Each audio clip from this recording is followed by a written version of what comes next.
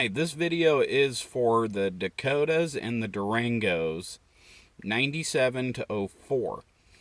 Now, if you have no gas gauge, but you know you have gas in it, and your computer is throwing a code for voltage too high at the fuel pump, that is because the sender has gone out. This does apply to Durangos and Dakotas. I recently repaired one that was giving the check engine light code for sender voltage too high.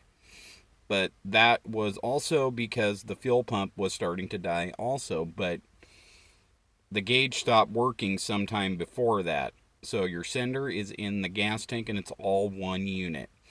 To replace the gas tank or replace the fuel pump on these, it's not really too hard. It's 2 bolts for the straps, and if you're lucky enough to just have hose clamps holding the vent line and the main line for the gas tank, others have quick disconnect fittings for the big one for the feed for to put gas in, and then the vent line going back out to the cap.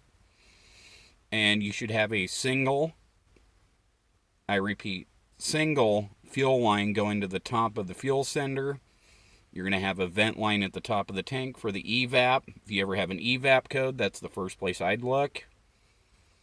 Then you also have an electrical connector that needs to be disconnected.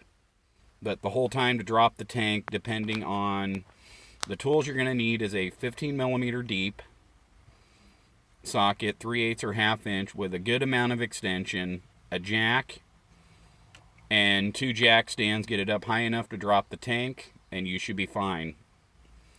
You can put a good used fuel pump in it for around $50, but if you got the money, a new pump can run anywhere from $100 on eBay all the way up to $200 in your local parts store.